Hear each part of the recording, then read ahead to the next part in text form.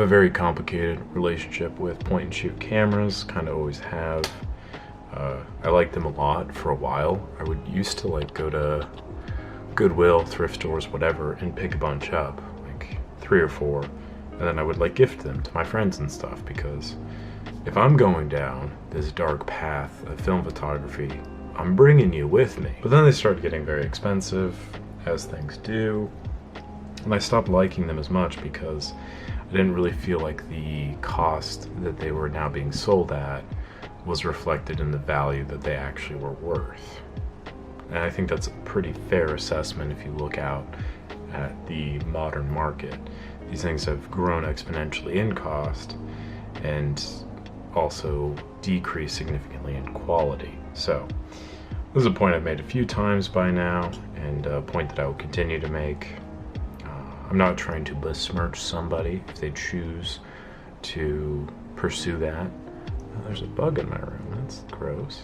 Because like, whatever you want to shoot with, go right ahead. These are just my opinions, so don't let that taint your opinion too much. This is just my observational thing. That being said though, I had that Konica A4 for a couple months, and I loved that thing so much.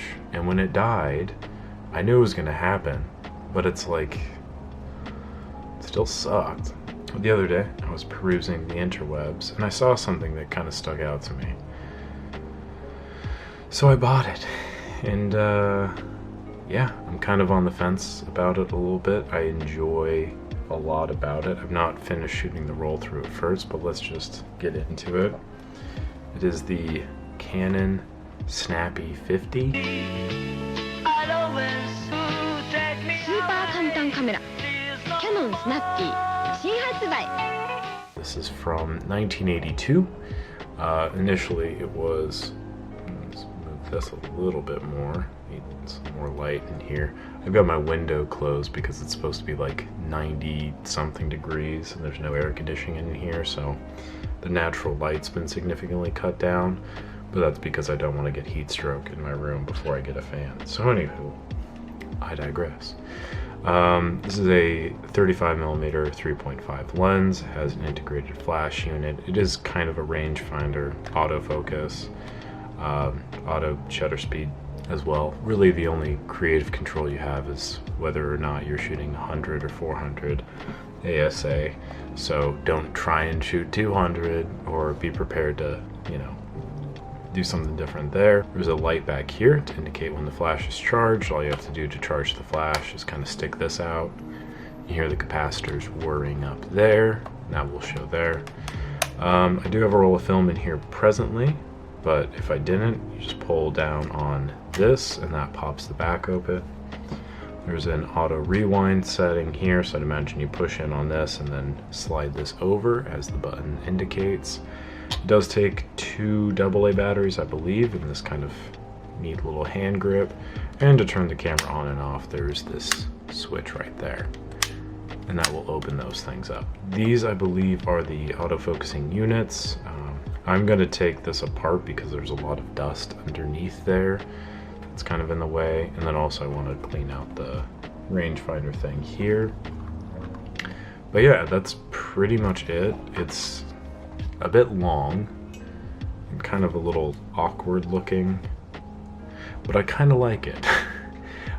There's not a lot of cameras that are like this, and I do think that there's some charm to that.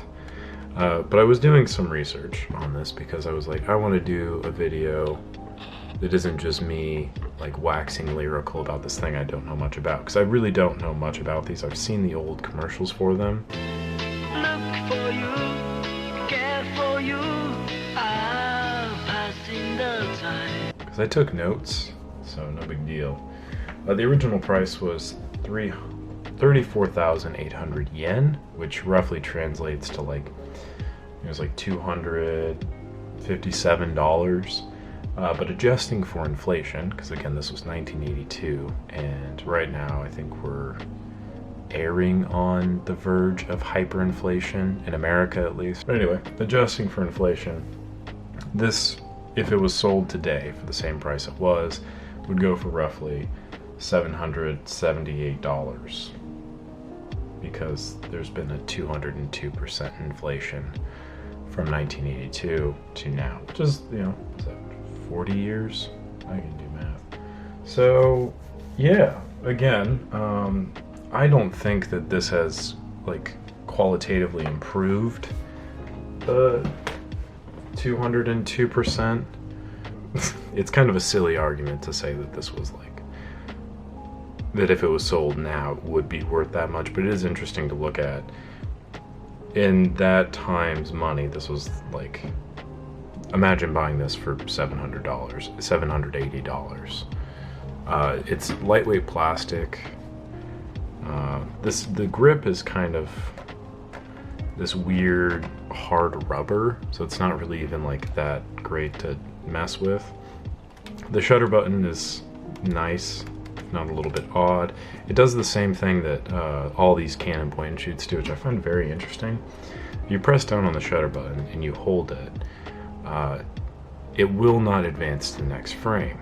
And I believe that's because it like shorts the circuit out for the shutter firing, and then upon the release of that, that is what triggers the motor to advance to the next frame. Like all the point and shoots that Canon produced in like the 80s and stuff kind of had that similar design. And I'm not entirely sure why that is. Like, I've not really delved that deep into the schematics of these cameras, but I do find it interesting that that's like kind of the through line between all of that. Stylistically, like, it is a pretty neat, unique looking camera. You can get ones with different colored front plates, which would arguably make it worth more because people like kitschy kind of things like that. But overall, it's a fairly straightforward point and shoot camera. I was looking for something that's just very easy. I think I got this for $20, I think. And I probably, personally at least, I would not spend much more than that on something like this because it was untested and all these things. So far as I can tell, the shutter does work, the flash works. I have a roll of black and white in here currently, so I'll be finishing that up relatively soon and then get that developed and we can go over the results together. But for the time being, just my initial thoughts on this camera.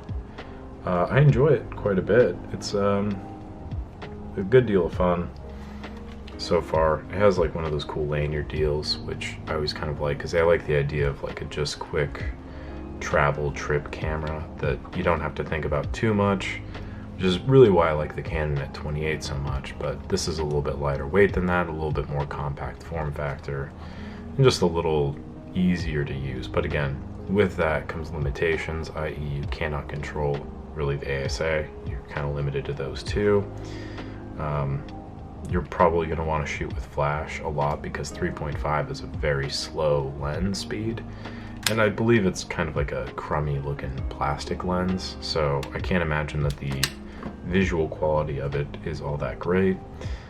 Can't speak too much to the autofocus. I'd imagine it's pretty slow, as technology was back in the 80s. And again, it is a AA battery operated system, which means it is prone to electrical failure due to people leaving batteries in for too long. These appear to be clean in here. I did check the contact points and it looks okay, but it's really anyone's guess. I'm not about to tear this thing apart. It seems to work okay, and when it dies, it dies. It was 20 bucks, and it looks kind of fun. So, the Canon 50 Snappy 50, whatever. I think it's a great name. I love this font. It makes me happy.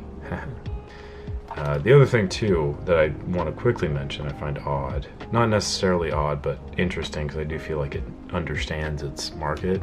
There is no tripod mount on here whatsoever, which I'm not saying that there should be, like that's not a bad mark on Canon for not including that, but it's funny because on a lot of point and shoots, you'll see that it does have like a tripod socket on there. For really no reason, because like the idea of the point and shoot is just to quickly point and shoot, not to, all right, let me get the tripod out and compose this frame. So I think that kind of plays into the experience a little bit more by limiting you that much more. And again, limitation, I think I enjoy the idea of it a lot, especially when the delivery systems are all kind of tailored to that limitation, such as it is here.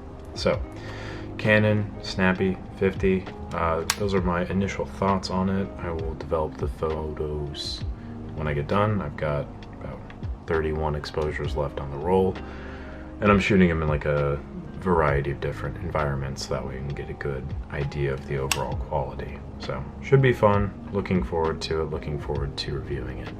Thank you for watching. Subscribe to the channel so you don't miss out on any more of this amazing content you can't get anywhere else. Oh dear. But yeah, thanks for watching. Catch you on the next one.